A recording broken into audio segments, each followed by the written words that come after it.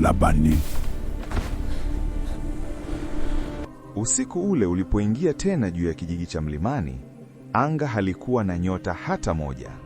Kulikuwa na giza zito kiasi kwamba hata mwanga wa taa za chemli ulionekana dhaifu, kama unashindana na kitu kisichoonekana.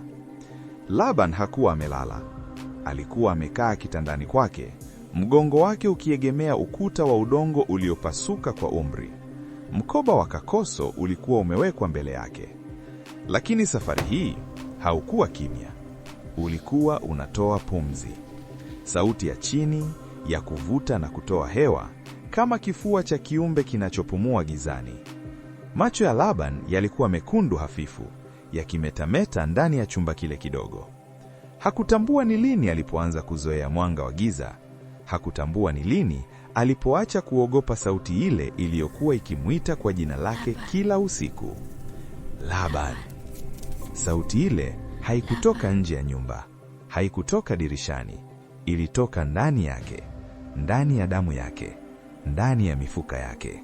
Bibi yake alikuwa amekaa nje, karibu na moto mdogo wa tambiko uliokuwa ukitoa moshi mweupe.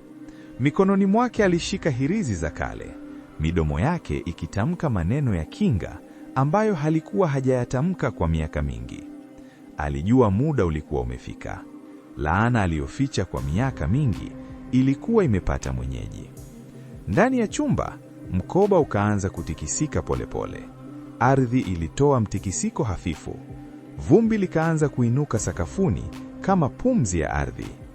Na hapo ndipo Laban alihisi kitu kikitembea ndani ya mishipa yake.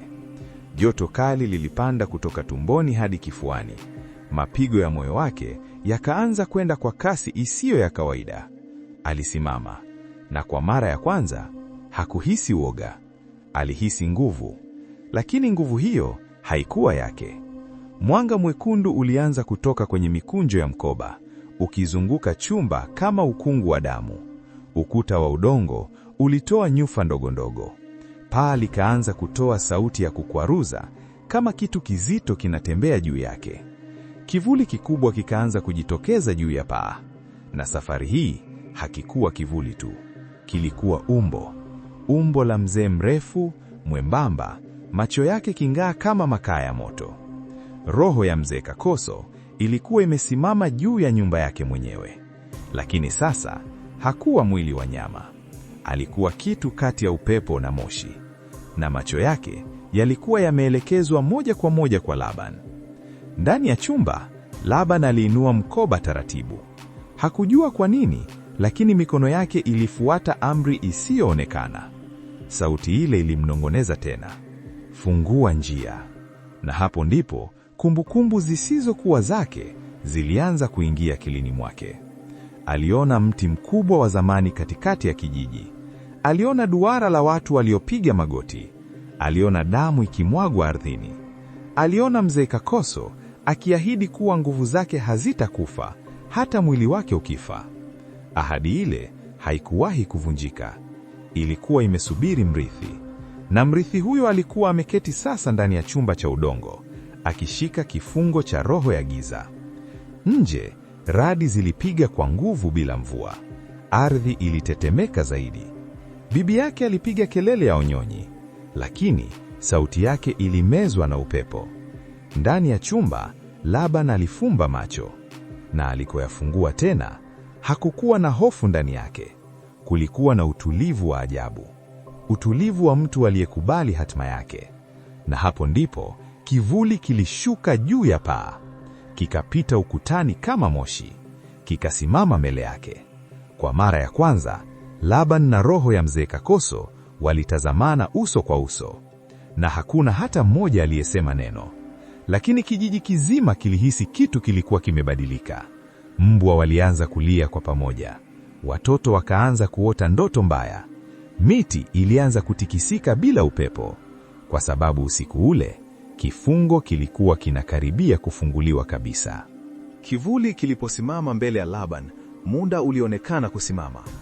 Hapakuwa na upepo, hapakuwa na sauti ya wadudu. Hata radi zilinyamaza kwa sekunde chache, kana kwamba anga lenyewe lilikuwa likitazama tukio hilo. Roho ya mzee Kakoso haikuwa tena mbali. Ilikuwa karibu kiasi kwamba Laban aliweza kuona mistari ya uso wake. Uso uliojaa miaka, tamaa na mabaki ya nguvu iliyokataa kufa. Machoni mwa kivuli kile hakukuwa na hasira. Kulikuwa na subira. Subira ya kitu kilichosubiri kwa muda mrefu sana. Ndani ya Laban, joto liliongezeka zaidi. Mishipa yake ilianza kuonekana wazi chini ya ngozi. Mapigo ya moyo wake yalipiga kwa mpangilio ule ule wa sauti iliyokuwa ikitoka kwenye mkoba. Pigo, mwangaza. Pigo, mwangaza. Kana kwamba moyo wake na mkoba vilikuwa vinaanza kupiga pamoja. Nje ya nyumba, bibi yake alisimama ghafla. Hilizi zake zilianza kutetemeka mikononi mwake. Moto wa tambiko ulilipuka juu ghafla, ukitoa mwanga mkali wa njano na nyekundu. Alijua kilichokuwa kinatokea ndani. Alijua roho ya Kakoso haikuwa tena inazunguka kijiji. Ilikuwa inachagua. Ndani ya chumba, kivuli kilisogea hatua moja mbele. Sakafu ya udongo ilitoa nyufa ndogo ndogo chini ya miguu ya Laban. Na hapo ndipo Laban alisikia sauti ile kwa uwazi zaidi kuliko hapo awali. Haikuwa tena minong'ono. Ilikuwa kama kumbukumbu iliyokuwa inarejea nyumbani. Aliona kwa mara nyingine ibada ya zamani.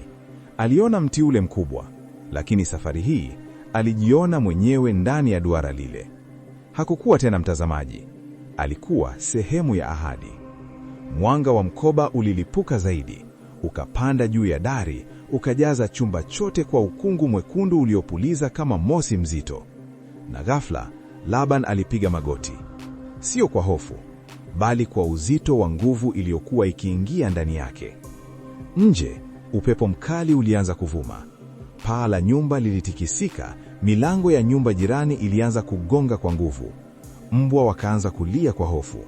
Kijiji kizima kilihisi kitu kisichoelezeka. Ndani ya chumba, kivuli cha mzee Kakoso kilianza kuyeyuka polepole, kama moshi unaovutwa ndani ya shimo lisiloonekana. Na shimo hilo lilikuwa Laban. Macho yake yakang'aa zaidi. Mwili wake ukatetemeka kwa sekunde chache. Kisha ukatulia. Utulivu wa ajabu ulienea. Mwanga wa mkoba ukazimika ghafla. Radi zikapiga tena, lakini safari hii kwa mbali. Bibi yake alikimbia kuingia ndani ya nyumba. Alimkuta Laban akiwa amesimama kimya katikati ya chumba. Mkoba ulikuwa umefungwa tena, umetulia, kana kwamba haujawahi kutoa mwanga hata kidogo. Lakini kitu kilikuwa tofauti. Hewa ndani ya chumba ilikuwa nzito. Ukuta ulikuwa na alama za mikunjo kama moshi uliowahi kupita humo. Bibi alimkaribia taratibu. Alipomwangalia machoni, aliona mwanga ule wa mbali, mwekundu, uliokuwa umefichwa ndani ya weusi wa macho yake. Hakusema neno, kwa sababu alijua Kakoso hakuwa tena ameshinda kikamilifu, lakini hakuwa ameshindwa pia. Alikuwa umeunganika. Usiku huo haukuishia kwa kelele, uliishia kwa ukimya wa tishari zaidi. Siku zilizofuata zilileta mabadiliko ambayo kijiji hakikuwahi kuyaona.